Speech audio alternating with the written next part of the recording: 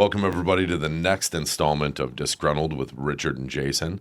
Today, I'll kind of be taking the lead. Richard has no idea what we're about to talk about in great specificity. Today is going to be an opportunity for a quick conversation because a lot of times we just talk about issues that are going on amongst the veteran community. But I think this one widens the path a little bit wider to everybody out there, and certainly those members of the military. So let's welcome Richard back in here. Hello, everybody. There it is. Well, now, if you guys can't tell, I'm very technically apt, and you can't see what my hands are doing down here, but I pretty much make all this stuff happen. And, of course, I'm lying because this is the most overproduced, underwatched show on YouTube, and Here we are. So, good buddy, here's what I was thinking. Last week. I can't wait for this. So, last week we chatted quite a bit about a lot of different things between this show and the show on Rumble. The Richard Leonard Show, of course, on Rumble. But one of the comments, one of the tangents that we started to run down was, number one, we'd always talked about getting involved, doing something, right? But then we started talking about how veterans live and how we all need to live. And we need to live with guts, lead with guts, get involved locally. Now, that got me thinking. You know, I've voiced my concern numerous times that I probably wouldn't go put a uniform on right now today if I were asked to. It's probably because I'm a 45-year-old piece of shit that I'd have to wear diapers. That isn't the look that anybody needs to see. But that doesn't mean that what's going on isn't worth fighting for. So the fight is different, right? The fight for us, for veterans, is no longer in uniform. This is a fight for our localities. This is getting involved in local governments, getting involved in those school boards that we've discussed before. But realistically, how do you do that? You know, what does that process look like? Who are the people that you can reach out to? I don't know those answers off the top of my head. And so what I wanted to do was just chat with you about it and just say, you know, if Richard Leonard sat down and just said, you know what, this is the thing I'm going to do, how would you go about it? How would you mount that battle? And how would you begin? And so that's where it starts. Would that be something you'd be willing to do? To run for an elected office? Yeah. Locally. Well, I better choose my words very carefully here. If I was going to run for a local elected office, such as like city council maybe? Yeah.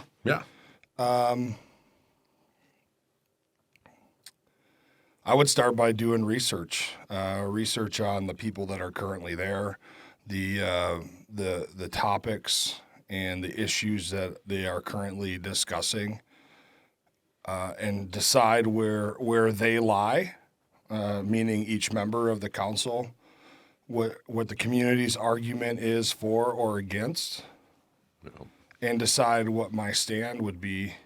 And then also do some soul searching to decide where I would like to take the city of said city, wherever this is. Man, that's okay. Well, So, okay, and I'm going to pick up on what you said, right? Because I thought what was interesting is you talked about you would want to know where everybody on the battlefield was at, right? Right. Which is a pretty typical thing for those of us who serve. We always kind of want to know the players that are on the field.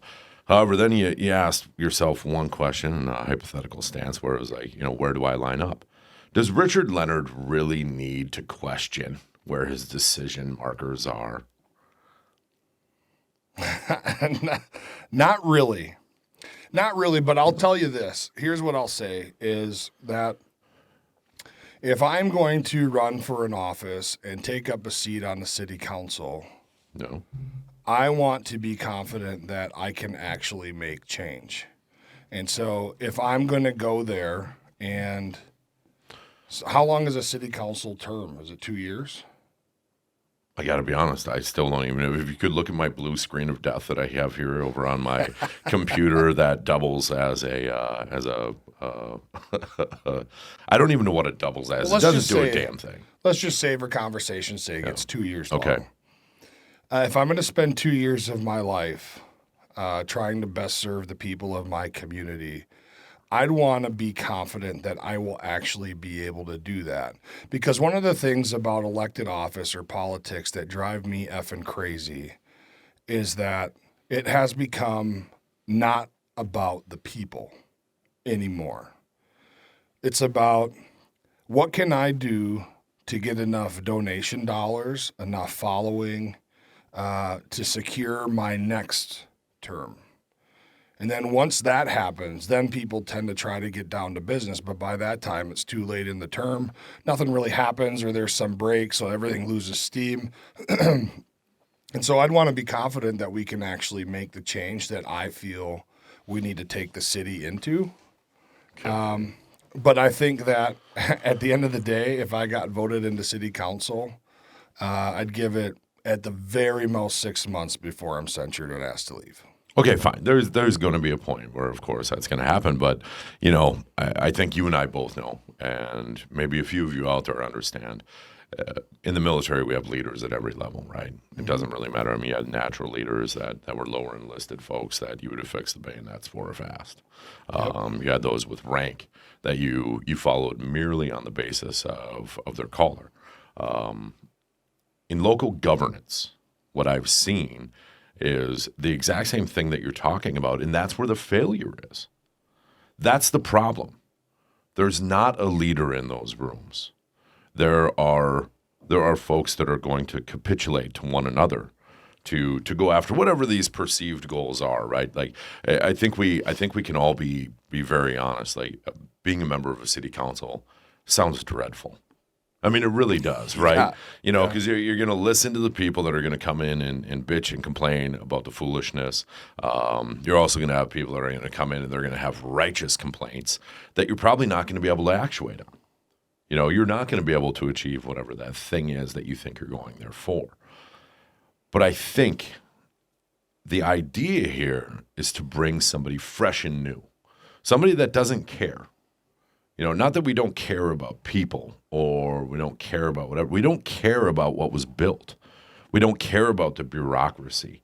You know, the time for talk is over. I am so sick and tired from the county level down in this country where we're being told how things need to be.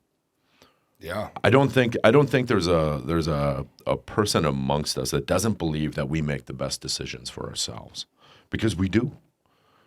You know what it takes to make Richard's life better. You know how to ensure that your wife is happier. I know the same things in my life. We've become far too reliant upon these bureaucrats and these governing bodies to be the beacon of guidance in how we bring ourselves forward. Quite frankly, I have 4 trash cans in my front yard right now. Garbage, recycling, I believe it's compost now. And there's another, I don't even know what the 4th one does, Probably to be for honest. your lawn clippings or something. Maybe yes, it is. Actually, that was the new one that showed up, and I don't know. We do live closer to one another than people would believe. So maybe you had the same thing happen to you. No, Okay. I don't. We only have 2, but Wonderful. I chose not to do the lawn clippings. I throw my lawn clippings over the fence into the culvert. Well, it's perfect because I just chew mine up and I use that nitrogen to fertilize my lawn rather than calling ChemLawn like an idiot, right? But I digress. Yeah. I have 4 trash cans in my garbage can. I've got a 3-car garage that it's already an issue with my wife that she can't park in it. But now we're going to add in this 4th trash can to this myriad of trash, and it's indicative of the decisions that get made because of a few people. That's interesting, though, because you live a pretty minimalistic lifestyle that your garage is at. Oh, it's You have a big garage. it's total chaos. I have a monster garage.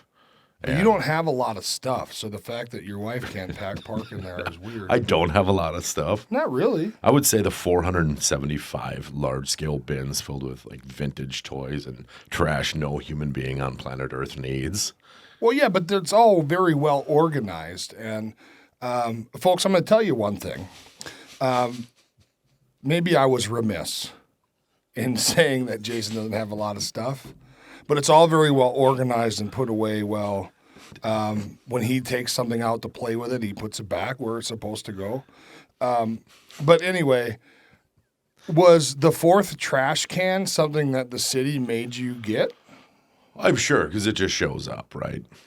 these And are then they just add it to things. your bill. Well, I'm sure. Again, I don't pay that much I'm attention not to those surprised. pieces, but that was just something for me to look at and just say another trash can, because there were people out there that were talking about it. Because really, if you wanted to compost in our area, we have a county recycling facility that you can bring these items to. It does require some effort, but everything that's worth anything in life has some moniker of effort that needs to be attached to it. But now we have a bunch of lazy ass people that say, I want to have another trash can for this thing. And I'm sure, and again, I'm taking shots, and I apologize. If you're one of those people that finds this a very convenient thing, I think that's wonderful. Good for you. There's other ways to deal with it. And how many times have we solved this one problem, right? As I call you a lazy piece of shit, it's wonderful if you like it. Hey, but and you know what I'm saying though, right? Like I wouldn't. There are a lot of things that I would love my city to do that would be so tailored specifically to people like me that I would never Yeah. bring it up. I wouldn't make it a city problem, and I think that's Make it a decision at least. right. And I think maybe that's that other point to this in this conversation is why do we always look to governance to solve our personal problems? Our issues. I mean, we have to complain about taxes because our rates are so high. And then at the same time, we never demand that they're efficient or effective with those dollars. We want to get more out of it. Yeah. And all that does is add layer upon layer upon layer of cost, incurred oversight. I mean, for the love of Pete, and I'm going to say this because I couldn't believe it, a very small city that I live in, there was a technology director position open. That posting was for a $150,000 a year position plus benefits. So I'm sure by the time that entire package is put together, it's a $190,000 job, which God love the individual that got it. You could run the city that I live in, their website, on GoDaddy. This is not like a hyper intense, interactive website. It's an inexpensive. It's a low maintenance website. Yeah. And now you just think about this. Like every city has this, and likely a lot of these cities have these digital folks that have to oversee all these other pieces. And as we've completely turned everything digital to what the city has for compiled data and information on us and how all these things operate, and when you're doing building permits or any other business at the city, it's all gone digital. Well, how many millions of dollars do we spend on that just to Probably maintain many. a digital archive when, my particular city has existed for over 140 years.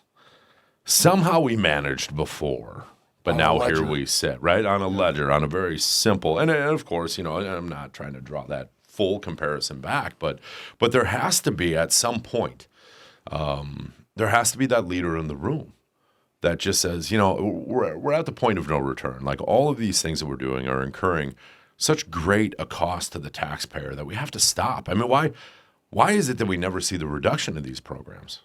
And now that you could start your visualization from a federal level down. And I am sorry that I'm going off on this, but apparently this is something that really grabbed me by the hang low. But you're absolutely right because these are things. Well, and just to quickly answer your Yeah. question, they never go down because once they're in place and they get paid for, just like any other form of government, if you don't use the money this year, you're not getting it next year. So they keep the programs funded or the initiatives funded to keep the money coming into the city. Well, in a top-down model. So say you're doing. I mean, and this is true in any business. For you folks out there that understand that hierarchy. If your money is coming from a department outside or something above where you're at, that funding does come down. So what we're familiar with is DoD funding. And it's always that joke. Like again, if there's anybody out there that's ever had it, it's during rifle qualifications. Yeah. Yeah. I mean, you got that dropped pallet, and guess what? Everybody was through, and there was still 75% of rounds available. Now, for whatever reason, you retired supply sergeants out there. Give me a direct message on why you needed to keep ordering that many rounds. You knew damn well, like, we had some weak shooters, but there should never have been a point where we had to go burn off 30,000 rounds on a Sunday afternoon. Absolutely. I mean, a pure oddity, of course, and quite frankly, my rounds don't go bad year from year, so I don't really understand again why we have to burn them up. But Or at least use them in a training environment that was helpful. Like reflexive fire or unstabilized gunnery or, something, mount training. We had that live fire shoot house at Camp Ripley, just to put a bunch of soldiers up on the line and put the targets on Bob and here you go, just shoot until they're gone. just real. There's no, other than weapon familiarization, there's really no training value there. So the people that couldn't shoot still couldn't shoot. Yeah, it doesn't change. Yeah. At a burning certain up point, they get a few pencil rounds in there, and they're there. Yeah. But that is a completely different thing from this localized stuff, because a lot of the programs that get started from your county and your city, of course, there are programs, no doubt, that are funded by the state or from the federal government, but a lot of it is funded with tax dollars from the local basin. And so, as we talked about, those positions were created. Now maybe we'll have a director of lawn clippings, and maybe 2 subordinates that verify that the placement of these bins are proper. But nobody wants to be in there to be the one to say, okay, that was really cool, and I apologize that this is going to come out of my mouth, but these 3 positions are no longer necessary to function as a proper city. And remove these jobs from the pool. This isn't a funding issue. This is a pure expenditure issue. And I think, again, local business folks, military folks, doesn't really matter what their pay grade or rank was. They understood, like an E4 can see fraud, waste, and abuse probably better than an 07. That 1-star is not paying attention, right? But that E4, he knows where the money's wasted. We need the E4 mafia in governance, because they know the easiest way to get everything done with the least amount of effort. Period. Work smarter, not harder. And I am a proud member of that E4 mafia. Yeah, absolutely. So that was kind of, one of those things where, you're talking about being censured. And I couldn't think of a greater badge of honor to wear than being censured for saying the right thing at a time where the truth just happens to be so daunting and scary to most people that you need people who will not waver or fail or draw in when that moment for fire comes. Here's what my first act as a city council member would be, is to ping the mayor's office and whoever else and ask for an itemized list at where our constituency, where their tax dollars go. I want an itemized list of where tax dollars go. Hold on, no. I don't think you're setting the world on fire here, but I don't think you understand how absolutely difficult that is. Go as a member of your city, if you're out there and you want to, if you want to see true nonsense, go to your city hall and request the budget breakdown for the year preceding, because I've done it. Oh. I have gone through, I wanted to go through that. For those of you who don't know, I did spend a little bit of time in corporate America. I have a problem with numbers.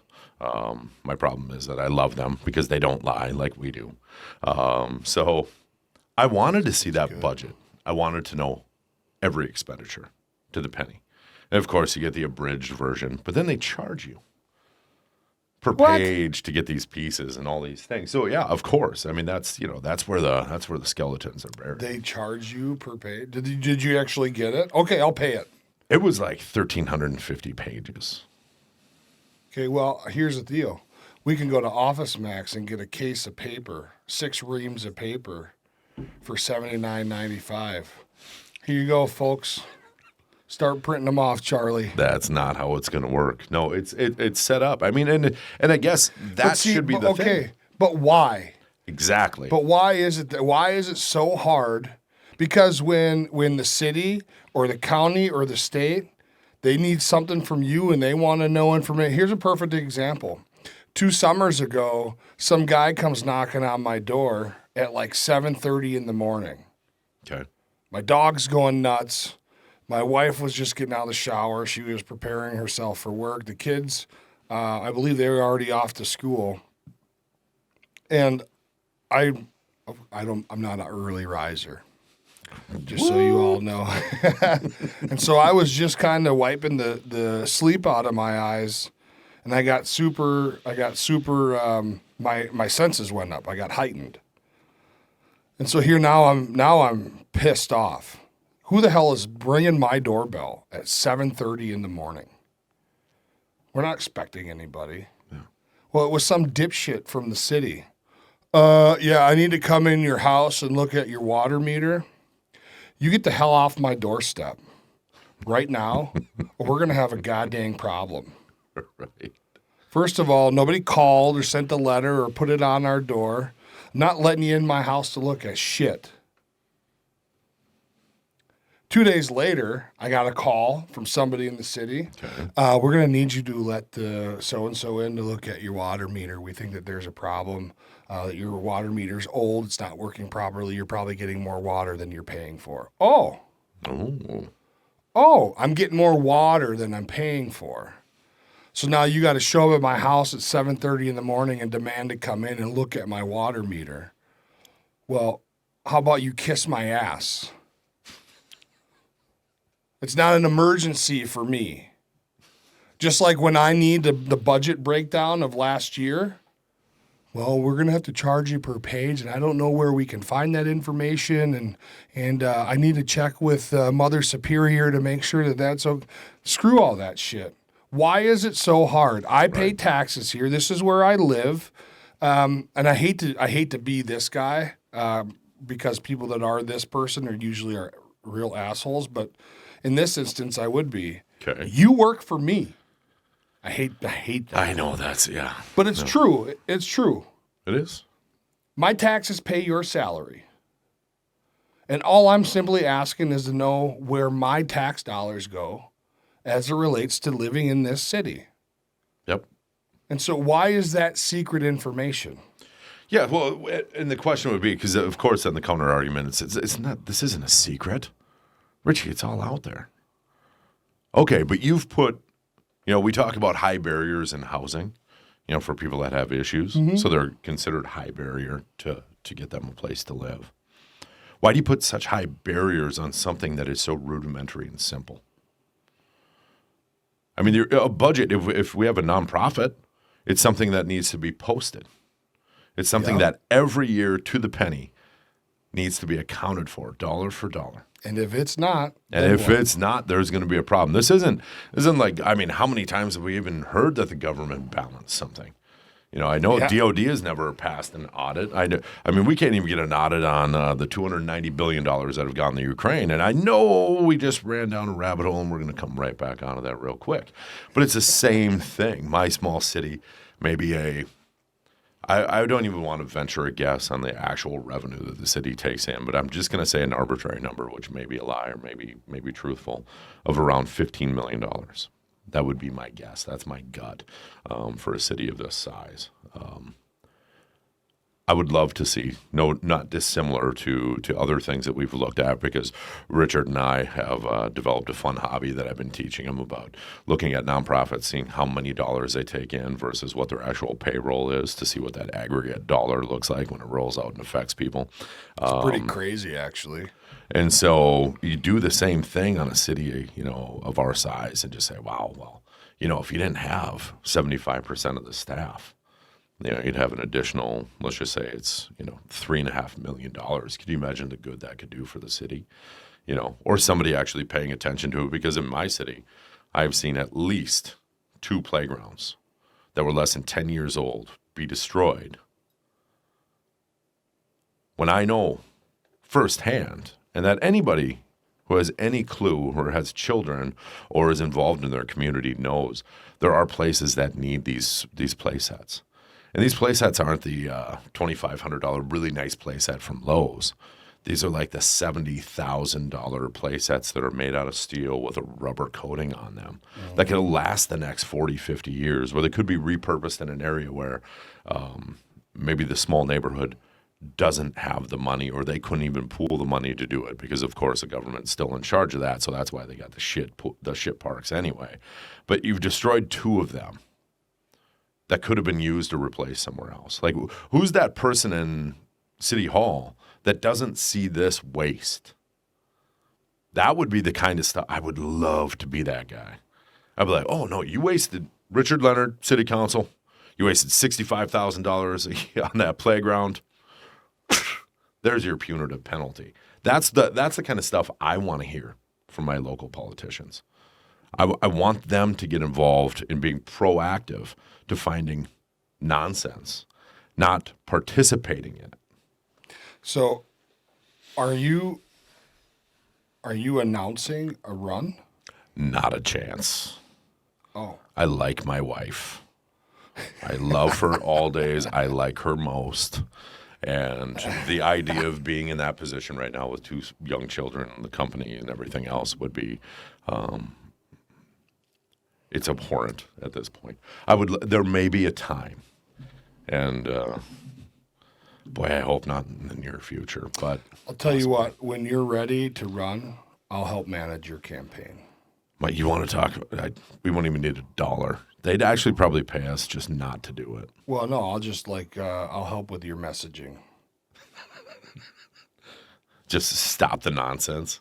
Yeah, well, we'll figure something. Live out, with guts, David. lead with guts. But I think that this is a good thing to talk about, because I think that you're right. I think that having effective leaders that aren't scared to talk about what the truth is, number one, and also where we have come up short in the past. I think it's important for politicians and these bodies that the politicians work in, at whatever level they are, to be able to identify, recognize, and just admit the shortcomings, and say things like, "Hey, we fell short the last 3-4 years on topics A, B, and C." Yep.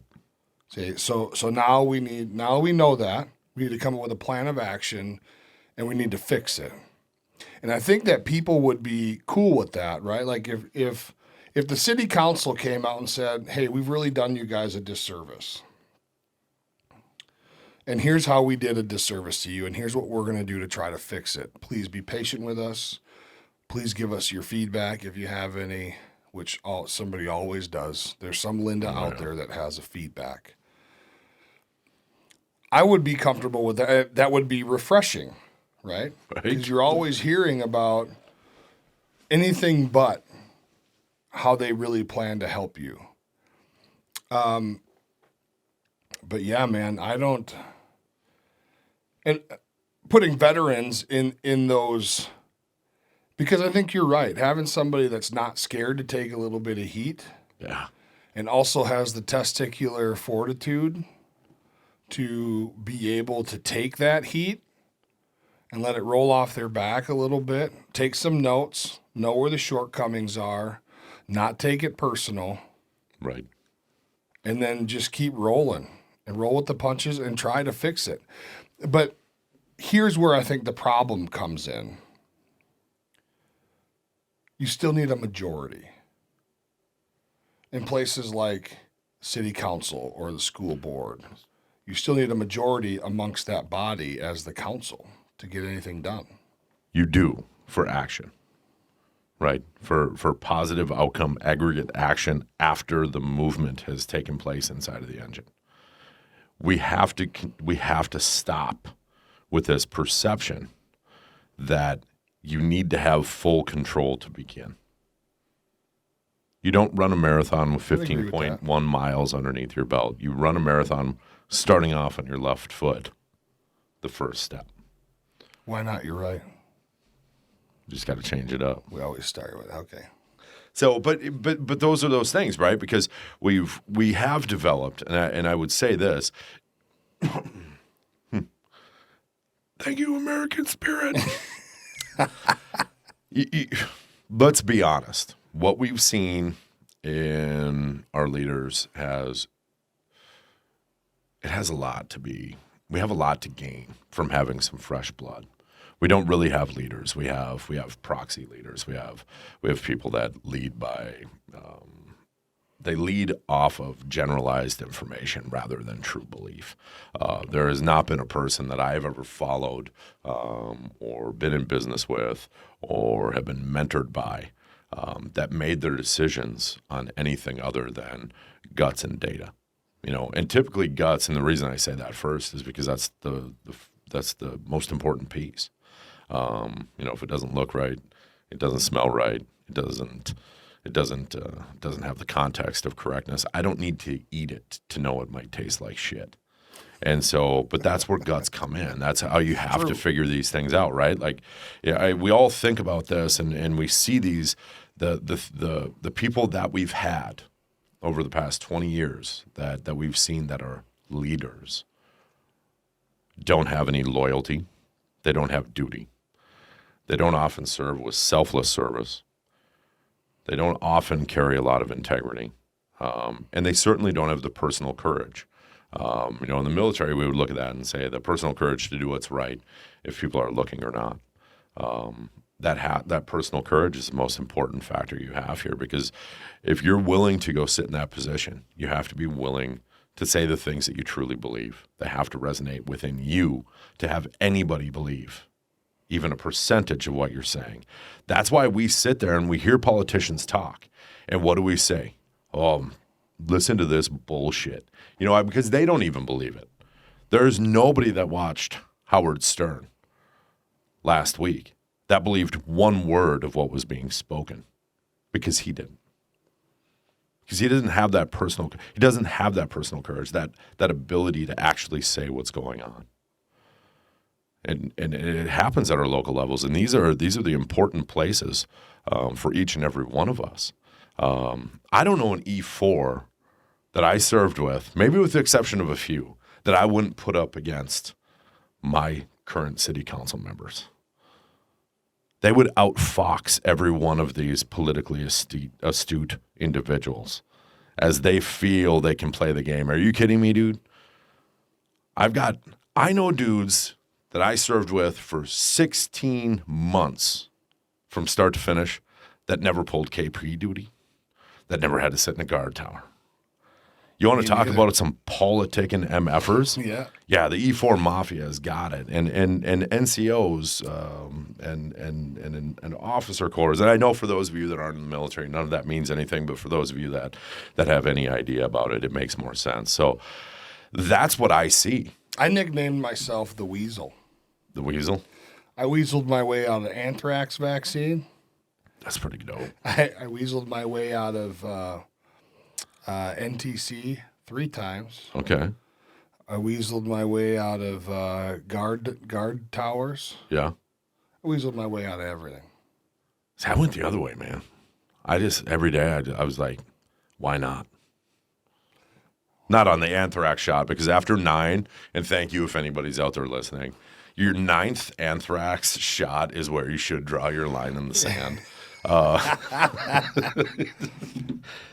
And then come to find out 15 years later, of course, some brave operators went and fought that thing all the way to the Supreme Court. And that information didn't get forwarded to us, of course, and until, again, 15 years after the fact. But, yeah, it's kind of funny.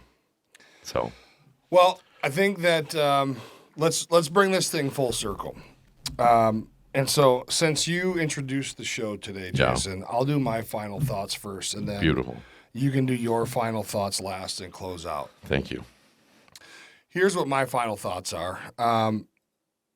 This was a good topic to talk about. I think that we don't often have conversations amongst each other or in larger groups about what replacing the current status quo in our local governments looks like. I think that people have this preconceived notion that it's a good old boys club and nobody will ever get in, and they're going to keep you out and they're going to keep you in. Maybe that's true for many places. But I think that if you start to build a movement and you start to build a following, there's people in your community that are in agreement with you. But when you have a bunch of individuals that think the same way that don't know, that you all think the same way, you're never going to get anything done.